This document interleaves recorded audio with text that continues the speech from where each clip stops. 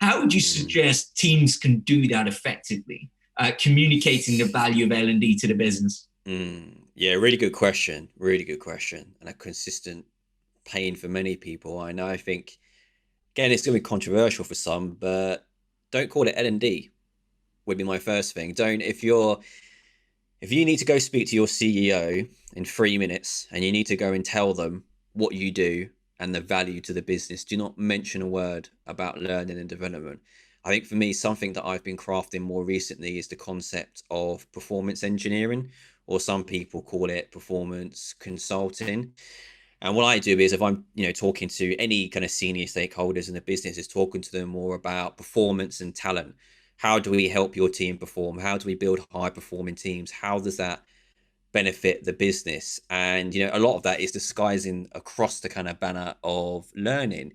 And the way to I found to get stakeholders on board and senior leaders on board is showing the value to, I suppose, the bottom line of what you're doing, because in all businesses, it is about the bottom line, as rubbish that can be to say to sometimes.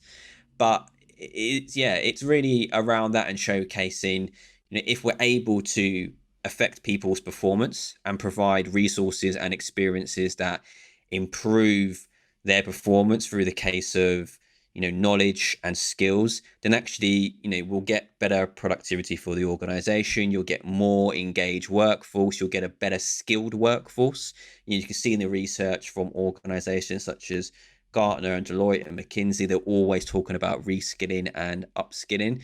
And I think that performance way is a great place to do it. And if you use that kind of terminology of, right, we're focusing on your team's performance, how do we help them build better performance? How do we help them get better to themselves? And if you don't go down that kind of, let's say, L&D terminology, then I found you get far open and far more engaged conversations, because I think sometimes L&D can be seen as very fluffy, very much like, oh, well, it is compliance training, or it's a day out of the office to kind of sit around and not do anything. Whereas if you show a real return on investment to the business and say, if we do X now, this will produce Y, which would then help enable our performance on, building whatever it is we're doing, whatever we're looking to achieve as a business.